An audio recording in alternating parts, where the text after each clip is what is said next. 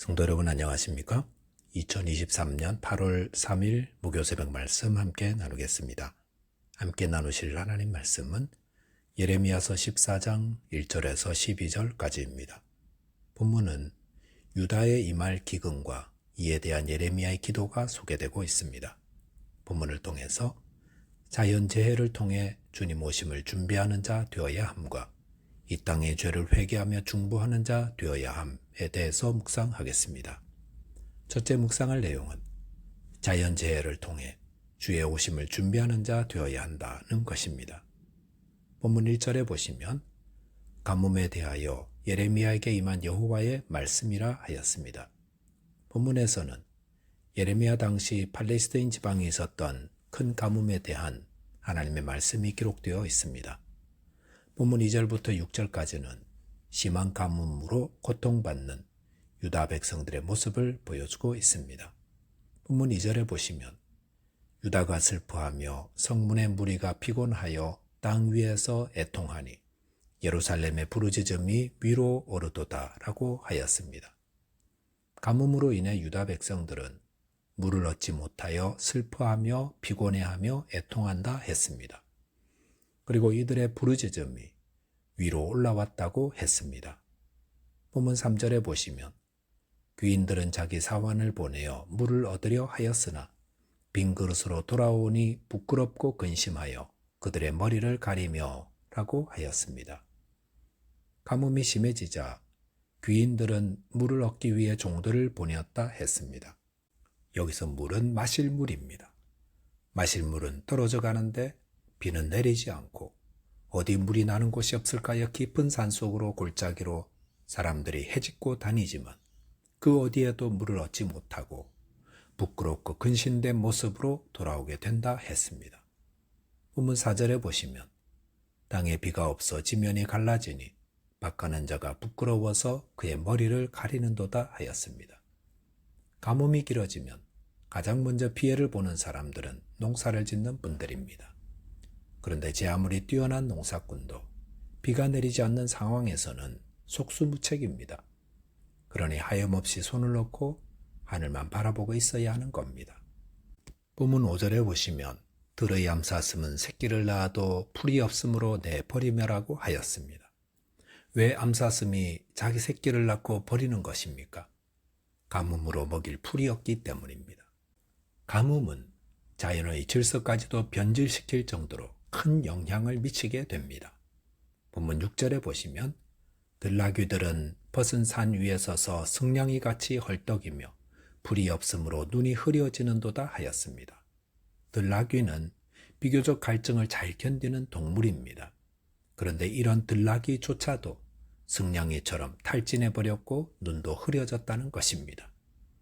유다에 임한 가뭄은 사람들이 마시는 식수뿐 아니라 농업용수와 들짐승들의 마실 물까지 또 초목들까지 자라게 하는 물까지 앗아갈 정도로 극심했었습니다. 그런데 성경이 이 가뭄에 대해 자세하게 소개하는 이유가 무엇입니까? 그것은 단순히 자연재해의 위력을 보여주기 위함이 아닙니다.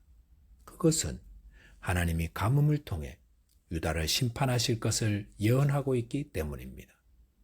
예레미야서 11장 22절에서 하나님은 보라 내가 그들을 벌하리니 청년들은 칼에 죽으며 자녀들은 기근에 죽는다 했습니다. 하나님은 유다를 심판하실 때 칼과 기근으로 죽게 하신다 했습니다. 성경은 가뭄을 죄에 대한 하나님의 심판의 도구라고 말씀하십니다. 이 땅에 비를 내리고 해를 비추는 것은 하나님이 주관하십니다. 하나님은 하나님을 경외하며 그 말씀에 순종하는 자에게는 이른 비와 늦은 비를 은혜로 내리시지만 하나님을 거역하고 죄에 거하는 자에게는 칼과 기근으로 심판하십니다. 기근은 그냥 오는 것이 아닙니다.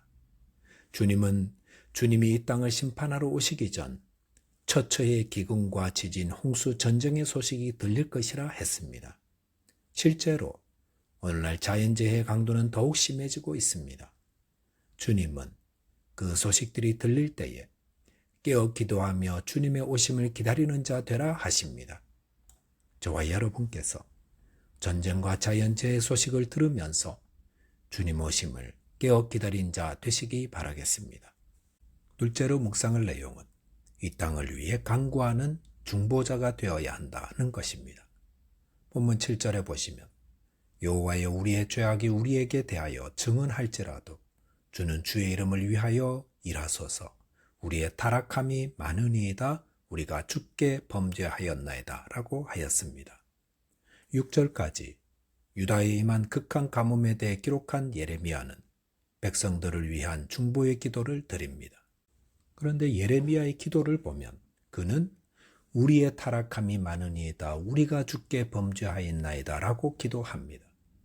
예레미야는 범죄하여 심판받을 백성들을 위해 기도하면서 그들과 자신을 동일시하고 있습니다. 하지만 예레미야는 백성들처럼 범죄한 자가 아닙니다. 오히려 그는 하나님 말씀에 순종하는 자였습니다. 그런데도 백성들을 위해 중보로 기도할 때 우리의 타락함이 많다라고 하고 우리가 주께 범죄했다고 백성들과 자신을 일치시키고 있습니다. 이것이 바른 중보자의 모습입니다. 바른 중보자란 중보의 대상과 나를 동일시하는 겁니다. 나는 거룩한데 저 백성들은 죄 가운데 있사오니 저들을 불쌍히 여겨달라고 하는 것이 아니라 저와 이 백성들이 주님께 범죄하고 타락했사오니 저희를 불쌍히 여겨 주옵소서라고 기도하는 것입니다. 그것이 바로 예수 그리스도의 모습이기도 합니다.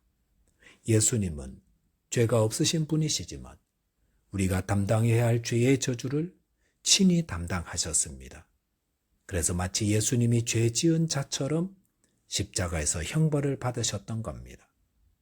전쟁과 기근과 같은 자연재해 소식을 통해 하나님의 심판이 임박했음을 들을 때에 성도들은 어떻게 해야 합니까? 요나와 같이 멀리서 니느웨가 하나님의 심판을 받아 무너지는 것을 구경하는 자가 아니라 예수님을 본받아 주님이 이 땅의 백성들을 심판하시려면 저에게 그 벌을 내리시고 저들은 구원하여 주소서 라고 중보로 기도해야 합니다. 성도는 공동체의 죄에 대해 회개할 책임이 있습니다. 그래서 성도들은 나라와 민족의 죄를 위해 대신 짊어지고 중보로 기도하며 회개함으로 하나님의 은혜와 자비를 구하는 자입니다. 그리고 그 중보 기도자로 인해 하나님이 그것을 용서하시고 은혜를 내리십니다. 하나님은 소돔과 고모라의 의인 10명만 있다 할지라도 그곳을 용서하신다 했습니다. 소돔과 고모라에 많은 사람들이 있는데 그 중에 10명은 보이지도 않는 적은 수입니다. 그렇지만 하나님이 보시는 것은 다수의 사람들이 아니라 그 땅을 위해 중보하며 기도하며 하나님께 용서를 구하는 소수의 의인들입니다. 그러므로 어느 곳이든 중보의 기도자가 있는 곳에는 소망이 있습니다. 저와 여러분들이 범죄하여 죄 가운데 있을 때 소망이 있었던 것은 우리를 위해 중보하시며 친히 우리 죄를 담당하신 예수님이 계셨기 때문입니다. 오늘날 이 땅은 점점 죄로 가득 차고 있습니다. 점점 주님의 심판의 날에 쌓을 죄가 넘쳐나고 있습니다. 하나님의 심판의 저울이 점점 기울어지고 있습니다. 그럴 때 하나님은 자신이 거하는 땅과 그곳의 범죄한 백성들의 죄를 대신하여 회개하며 중보하는 자들을 찾으십니다. 본문 8절에서 예레미야는 이스라엘의 소망은 하나님이시라고 하였습니다. 또한 고난당한 때의 구원자시라 했습니다. 우리의 구원은 하나님께 있습니다. 특별히 고난 가운데 성도는 구원자 되시는 하나님께 중보로 기도해야 합니다. 성도는 자신이 속한 공동체의 죄를 대신하여 회개하는 자이어야 합니다. 그것이 예수 그리스도를 따르는 제자의 모습입니다. 저와 여러분이 예수님을 따르는 제자로서 다른 사람의 죄를 대신 담당하며 하나님께 이 땅을 용서하시고 회복을 간구하는 중보자의 삶을 살게 되시기 바라겠습니다. 기도하겠습니다. 하나님 아버지, 온 땅에 한 번도 경험해 보지 못한 자연재해 소식들이 들려올 때에 깨어 기도하며 주님의 오심을 기다리는 자 되게 하여 주옵소서. 또한 이 땅의 죄를 나의 죄로 고백하며 회개하며 중보로 기도하는 자 되게 하여 주옵소서. 예수 그리스도 이름으로 기도하옵나이다. 아멘. 오늘도 믿음 안에서 승리하는 하루 되시기 바라겠습니다. 감사합니다.